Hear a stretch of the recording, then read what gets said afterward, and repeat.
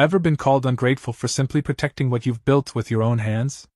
Have you ever been made to feel like the villain just because you said no? If that hits home, you're in for one hell of a story. Hit that subscribe button if you love stories about family, betrayal, and unexpected revenge, because this one? It's personal.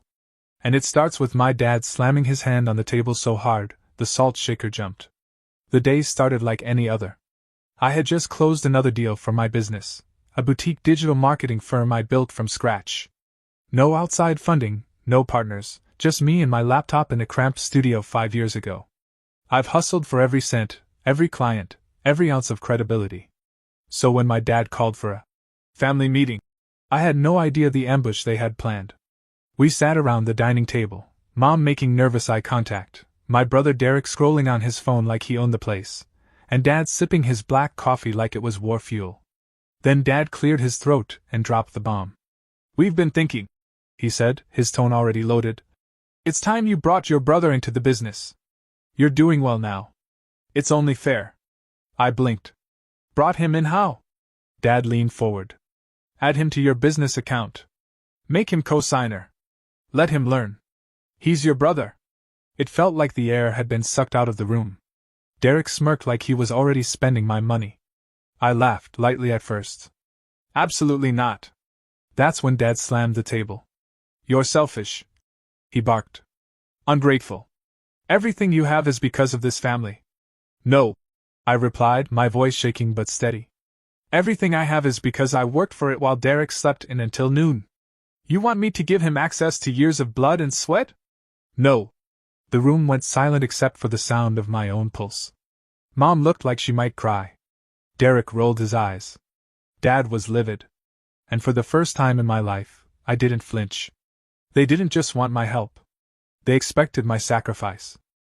I wish I could say that after I stood my ground, they backed off. That my refusal made them pause and consider what they were asking. But that's not what happened. The next few days were silent, eerily so. No text from my mom, no passive-aggressive forwarded memes from Derek, not even a grumbled voicemail from my dad. I knew that silence wasn't peace.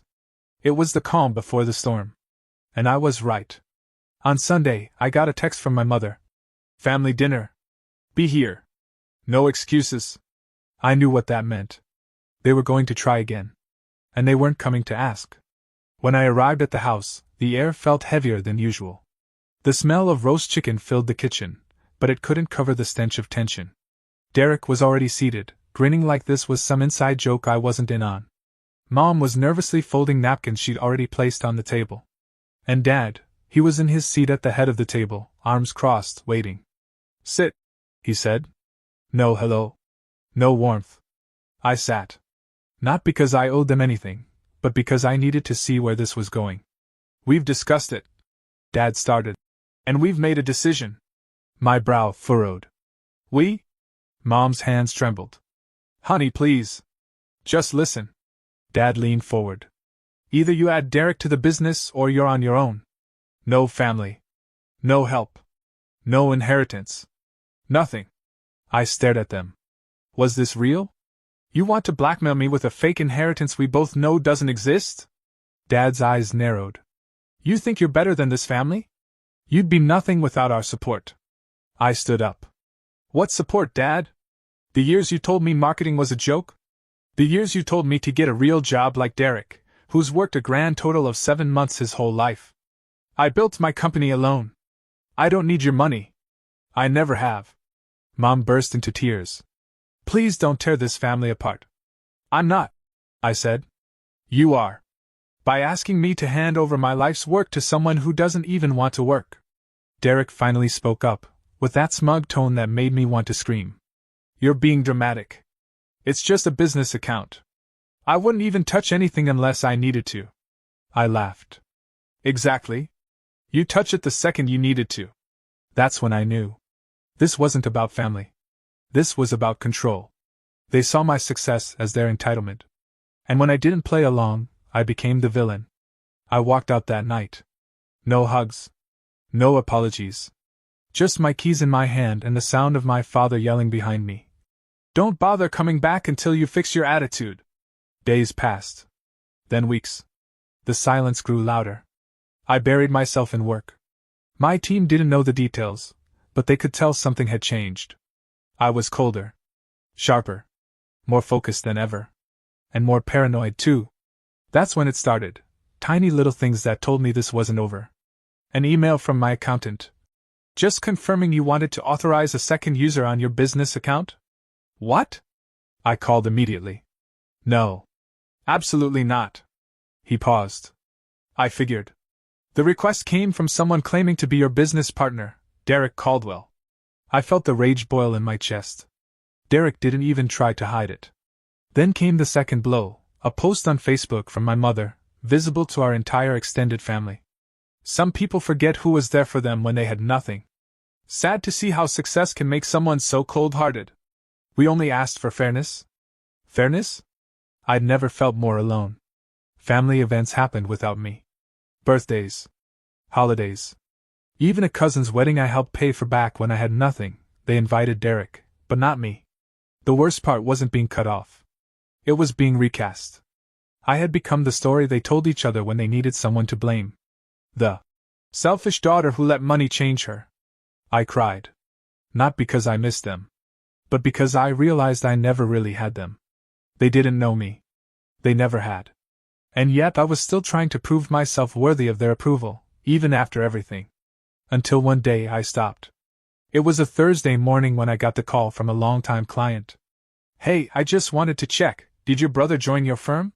He reached out saying he was your partner and asked about our account info.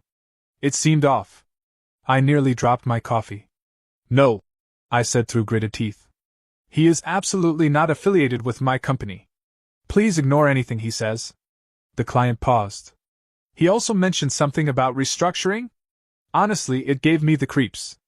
That was it. They weren't just trying to humiliate me anymore. They were trying to undermine me. Sabotage me. Ruin what I built. So I called my lawyer. We tightened the business account. Added extra verification layers. We ran a background check on Derek just in case. I filed a cease and desist through my attorney, addressed to Derek and my father. Then I sat back. And I waited. I didn't post angry Facebook replies. I didn't go to family events to make a scene. I didn't defend myself to people who had already chosen a side. Instead, I documented everything. Emails. Messages. Client reports. Bank logs. Because if they wanted a war, I wasn't going to show up with emotion. I was going to show up with receipts. It wasn't just about cutting ties anymore. It was about making sure they couldn't touch me again. That meant closing every backdoor. Blocking every loophole. And most importantly, preparing for the move that would make them regret ever treating me like I owed them something. They thought the silence meant I had surrendered. But I was just sharpening my blade. The cease and desist letters were just the beginning. I didn't expect them to listen, of course. People like my father and Derek don't process warnings. They only understand consequences. That's why I didn't stop there. I knew that if I wanted to end this for good, I had to make sure there was nowhere left for them to go. No gray area. No confusion. I wasn't just protecting myself. I was going to shut the door so hard it echoed through every hallway of their entitlement. My lawyer, Susan, was sharp and relentless, the kind of woman who read contracts for breakfast and could slice through legal loopholes like warm butter.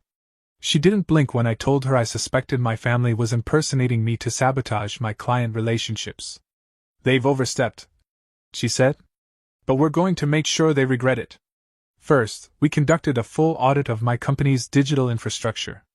Any outdated login, any admin access from my early startup days that might have been shared, gone. We even moved the business bank account to a new institution entirely.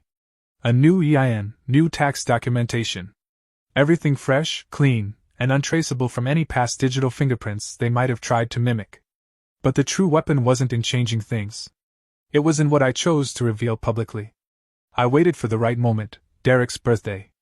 Every year, my parents posted these grand tributes about what a brilliant young man he was. This year, they were celebrating his promotion in my company, still spinning that lie even after the cease and desist. One post from my dad read, "So proud of Derek for joining the family business and stepping up. Some people only care about themselves. Real ones lift each other."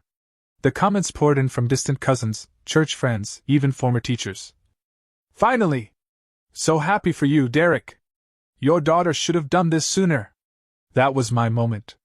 I drafted a public post on LinkedIn, attached to my verified business profile, and also shared on Facebook, where my entire extended family would see it.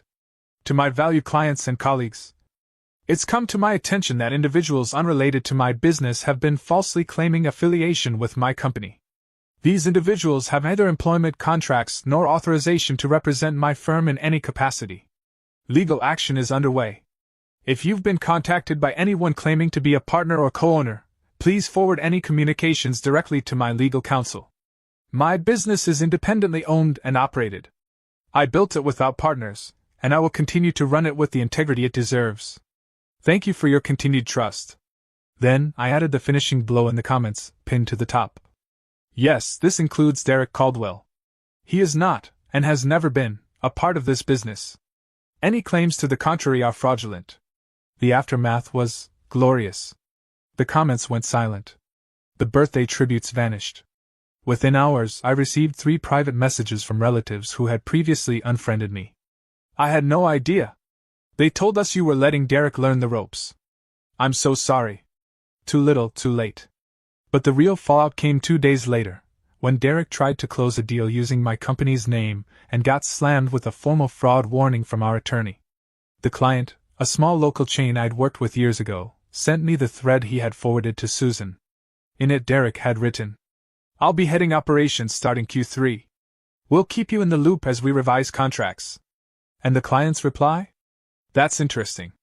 Because the CEO just issued a public statement saying you have no authority. We'll pass.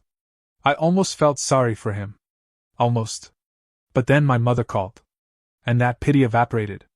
How could you embarrass him like that? She snapped. You've humiliated the family. I stayed calm. He tried to impersonate a business owner and sign clients under false pretenses. That's a felony. He didn't know, she insisted. He thought you were just being dramatic. I nearly laughed. Do you even hear yourself? We were just trying to help him find direction, she said. He's been lost for so long. And your solution was to hijack my company? Silence. Then she said something I'll never forget. Maybe if you weren't so cold, we wouldn't have had to do it this way. Click. I hung up and blocked her number. That same night, I got an email from Derek's Gmail. No subject line, no greeting. Just 3 words. You'll regret this. I forwarded it to Susan, and she replied in under 10 minutes. That's enough. We're filing a restraining order. She wasn't playing. And neither was I. We served both Derek and my father official legal notices. They were now banned from contacting any of my clients, entering my workplace, or using my business name in any context. The filings weren't dramatic. They were surgical. Cold. Precise. Just like I needed them to be. But I wasn't finished. For years, my father had run a small tax consultancy business. He had always been proud of it, calling himself the real entrepreneur in the family. But I'd recently discovered that he never registered it as an LLC. It was operating under his name, loosely tied to his personal finances, and incredibly vulnerable. So I did what any savvy businesswoman would do. I trademarked the name. Legally. Properly. Then I bought the domain he never bothered to secure. And launched a public-facing site with a clear disclaimer. We are not affiliated with the previously unregistered consultancy using this name. Our trademark is federally protected. All inquiries should be directed to legal at. It was petty. But it was also protective. He had used his reputation to attack mine, so I made sure his reputation was now boxed in a legal cage. The fallout was immediate. My father showed up at my office. He didn't get past the front desk. Our head of security called me. A man claiming to be your father is demanding to speak to you. Says it's urgent. Tell him to contact my lawyer, I said. The security guard chuckled. That's what I figured.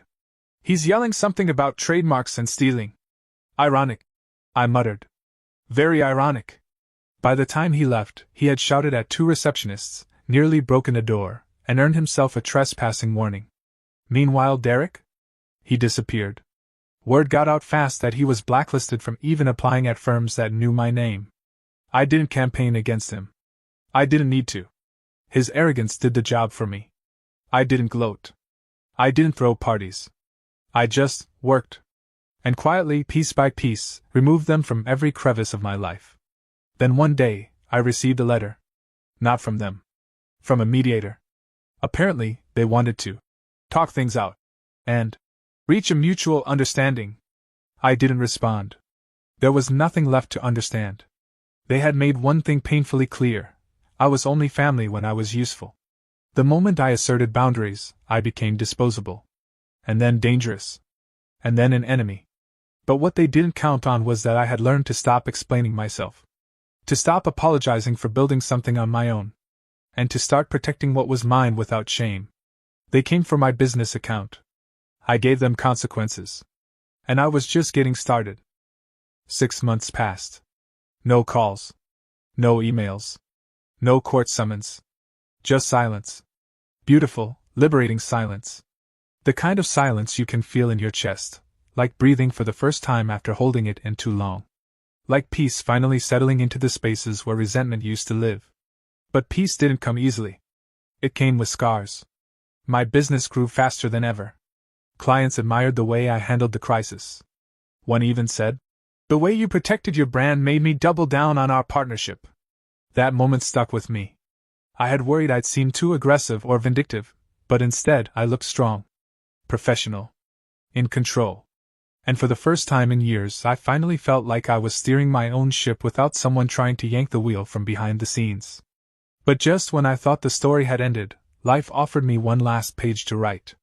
I received a message from my aunt. One of the few relatives who had stayed silent during the storm. "Your father had a heart scare. He's in the hospital. Your mom's not doing well. I thought you should know." I sat with that message for hours.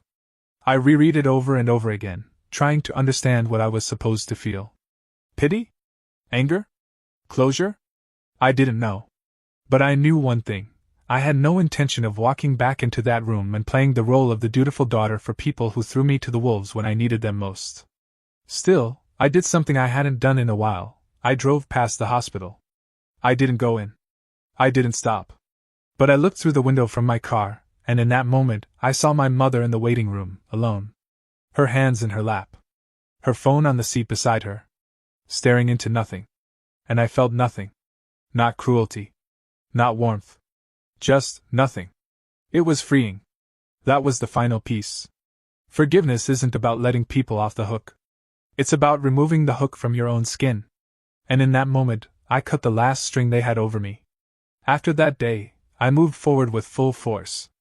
I expanded my business to another city. Hired 2 new directors.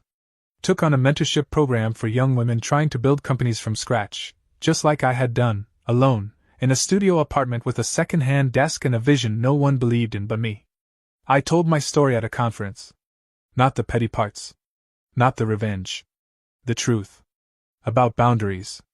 About how sometimes the most dangerous people in your life wear the faces of family. About how choosing yourself doesn't make you selfish, it makes you whole. People cried. People clapped.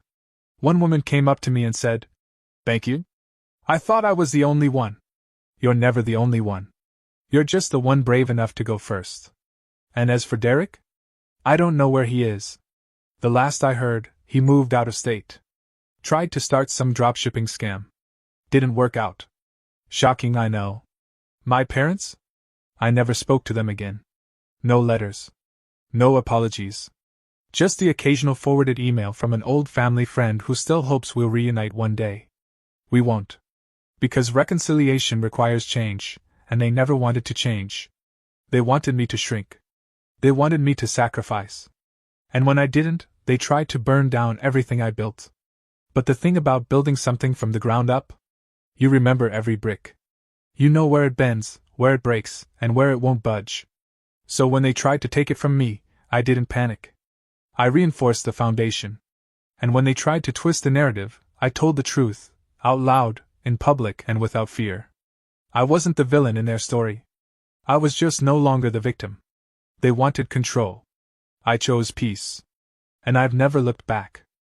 If there's one truth I've learned from everything I went through, it's this.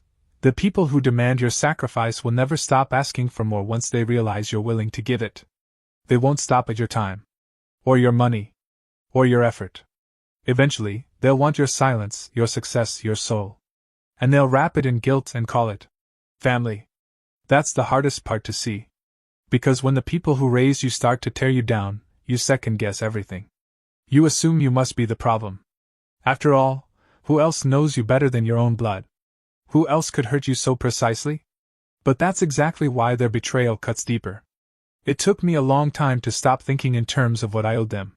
I had this idea that if I just worked harder, gave more, made them prouder, they'd finally treat me with the respect I craved. Instead, all I did was train them to expect my compliance. Every yes taught them that my boundaries were negotiable. Every silence taught them they could rewrite the story and I'd never correct them. Every compromise convinced them they were entitled to my success. So when I finally said no, it felt like a betrayal to them. But for me, it was the beginning of liberation. Saying no is not a crime. Refusing to hand over your life's work is not selfish. Protecting your peace is not cruel.